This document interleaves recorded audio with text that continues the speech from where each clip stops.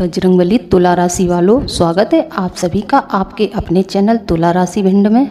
आपके घर में पधारने वाली हैं स्वयं माँ लक्ष्मी। जैसा कि हमने आपको बताया है कि आज आपके घर में माता लक्ष्मी के आगमन के आपको 5 संकेत भी मिलेंगे। उन संकेतों के बारे में हम आपको बताएंगे, साथ ही हम आपको बताएंगे इसके चलते आपको कौन कौन सी गलतियां नहीं करनी है। कल भीमसेनी एकादशी है, निर्जला एकादशी है। कल के दिन माता लक्ष्मी का आगमन आपके घर में जरूर होगा। बस आपको कुछ सावधानियां बरतनी है और कुछ गलतियां नहीं करनी है। हम आपको इस वीडियो में सब कुछ बताएंगे कि आपको कल के दिन कौन सी 5 गलतियां नहीं करनी है। साथ ही हम आपको बताएंगे कि माता लक्ष्मी के आगमन के आपको कौन कौन से संकेत मिल सकते हैं। इसी के साथ हम आपको एक खास उपाय भी बताएंगे, जो उपाय इतना कारगर है। पिछले साल की एकादशी पर भी हमने कई लोगों को यह उपाय बताया था। इस उपाय को करते ही उन लोगों के जीवन में चमत्कार हो गया। कई लोगों के घर में पितरों का तांडव था, वह भी समाप्त हो गया। कई प्रकार से लाभ प्राप्त हुए हैं इस उपाय से लोगों को।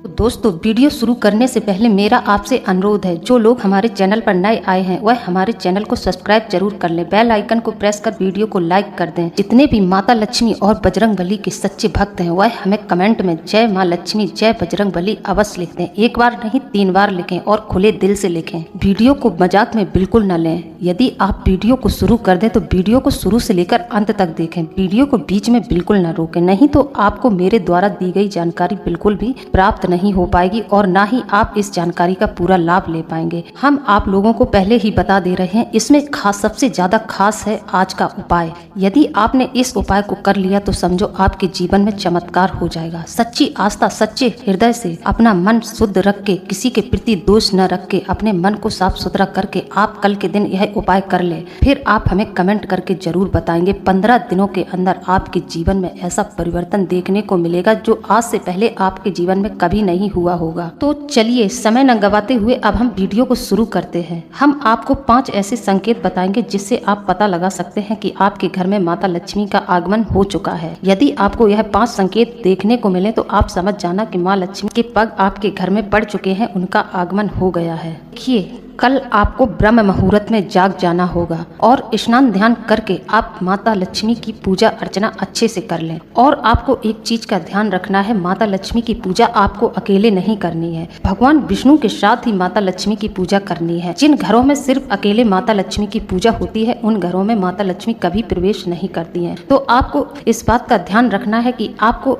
कल भगवान विष्णु के साथ साथ माता लक्ष्मी की भी पूजा करनी है। करते हैं पहले संकेत की। तो दोस्तों ध्यान से सुने। पहला संकेत यह है कि आप सुबह जब जागेंगे आप अपने मुख्य द्वार को खोलेंगे। मुख्य द्वार खोलते ही यदि आपको अपने मुख्य द्वार पर गाय खड़ी दिख जाती है तो आप समझ लेना कि आपके घर में माता लक्ष्मी का आगमन हो चुका है। आप उस गाय को कुछ फल वगैरह खिला दें। कल एकादशी का दिन है, रोटी अन्न उसको बिल्कुल ना दें। आप गाय को रोटी खिला सकते हैं, लेकिन कल के दिन आपको गाय को अपने हाथ से अन्न नहीं खिलाना है। एकादशी है, गाय में माता लक्ष्मी का वास होता है, इसलिए गाय को कल अन्न नहीं देना है। आप गाय को फल दे सकते हैं, हरी घास भी दे सकते हैं। हमने आपको अपनी पिछली वीडियो में भी बताया है कि आपकी राशि में बुध का गोचर हो चुका है। तो अगर आप कल के दिन हरी घास गाय को खिला देते हैं तो यह सोने पे सुहागा हो जाएगा।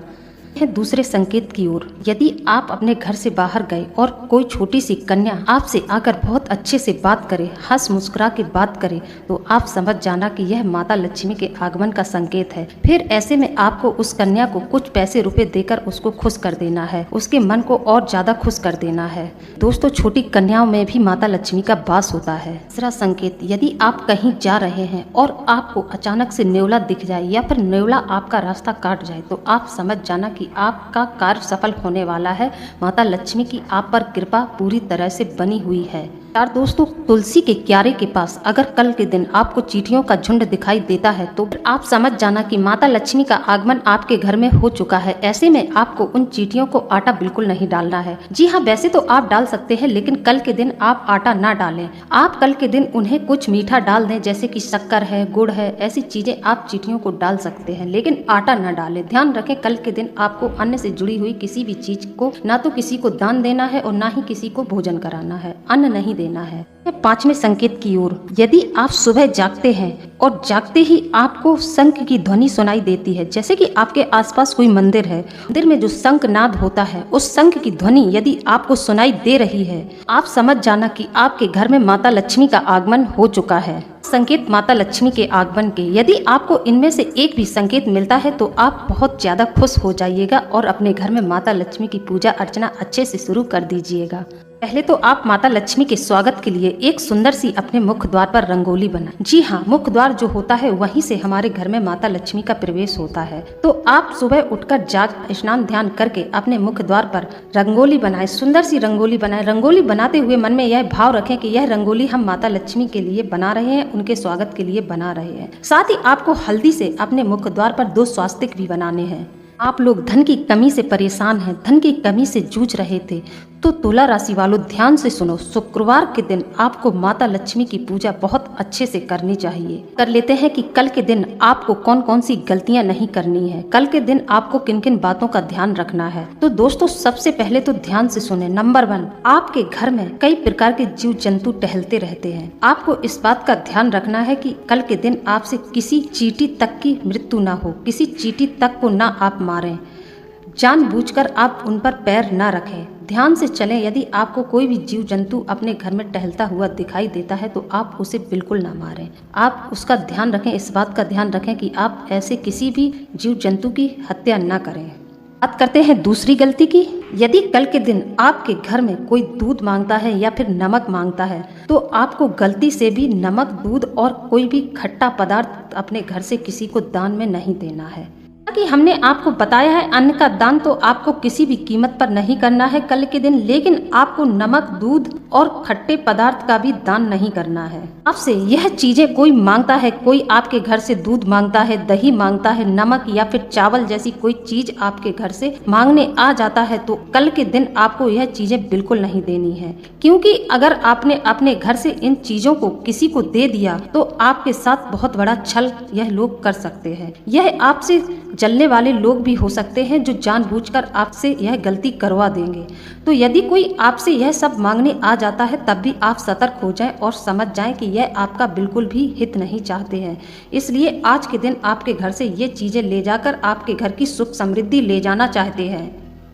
दोस्तों कल के दिन आपको किसी भी महिला का अपमान नहीं करना है। हो सकता है कोई वृद्ध महिला या फिर आपके घर की ही कोई महिला आपको गुस्सा दिला दे, तो आपको ध्यान रखना है कि आपको कल के दिन बिल्कुल भी गुस्सा क्रोध नहीं करना है। यदि आपने यह गलती कर दी तो फिर माता लक्ष्मी आपसे नाराज हो जाएंगी, फिर आपके घर में उनका आगमन कभी नहीं होगा। तो आप इस बात का पूरा ध्यान रखें। नंबर 4 दोस्तों, यह संकेत बहुत ही खास है, थोड़ा ध्यान से सुने। कोई ऐसा व्यक्ति आपसे आकर मिल सकता है और वह आपको ऐसी ऐसी योजनाएं बताएगा जिसके चलते आपका मन लालच में पड़ सकता है। तो आपको इस बात का ध्यान रखना है कि आपको अगर कोई सलाह दे रहा है किसी कार्य को करने की तो आप पहले उस बात पर विचार विमर्श कर लें। आप ठंडे दिमाग से सोचें यह कार्य आपके हित में है या नहीं, तभी आप कोई फैसला लें, अन्यथा आपको बहुत बड़ी मुसीबत में डाल सकता है यह व्यक्ति। हैं अगली गलती की ओर। आपसे कोई वृद्ध व्यक्ति आकर टकरा सकता है।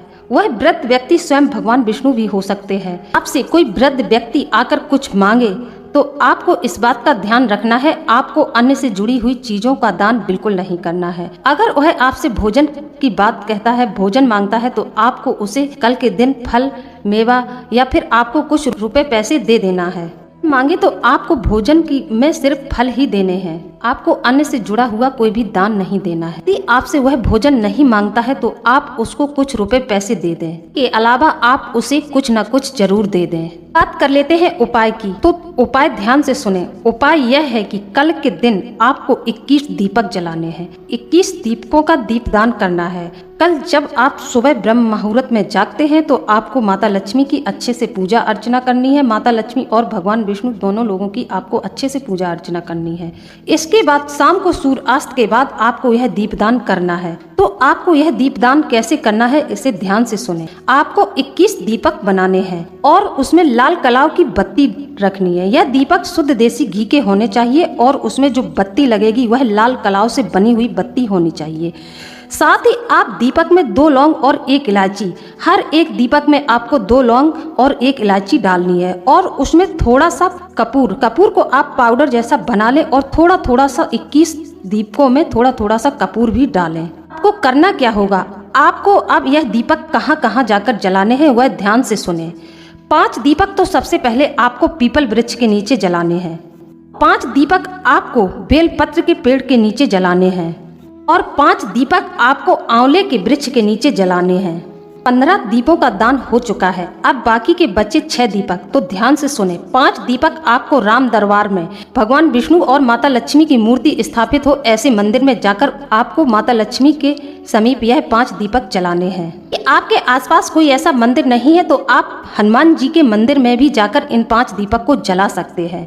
बचा हुआ 1 दीपक है, उस दीपक को ला करके आपको अपने मुख्य द्वार पर जलाना है। 1 दीपक को आप अपने मुख्य द्वार पर जलाएं। दीपक जलाते समय ध्यान रखें आप इस दीपक को दाहिने साइड ही जलाएं। जब आप यह दीपक जला दें तो फिर आप अपने घर में प्रवेश कर जाएं। उपाय गुप्त होना चाहिए, इस उपाय की किसी से चर्चा न करें, आप यह उपाय गुप्त रूप से ही करें। कल का दीपदान आपके जीवन में चमत्कार ला देगा, आपके जीवन में सुख समृद्धि भर देगा। दूसरा उपाय ध्यान से सुने। तुलसी की 7 लकड़ियों का बंडल बनाएं। 7 आपको तुलसी की सूखी लकड़ी लेनी है, उस पर आपको कलाव लिपेट देना है। एक आटे से दीपक तैयार करें।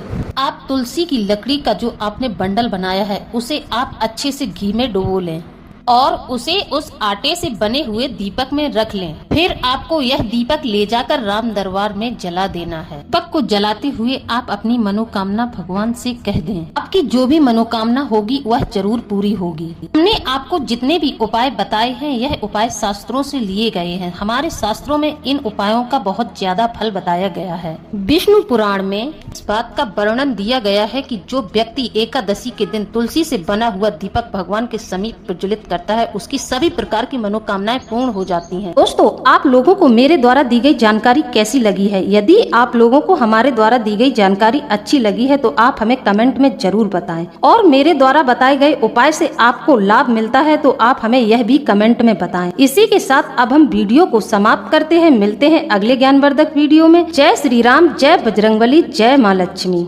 धन्यवाद।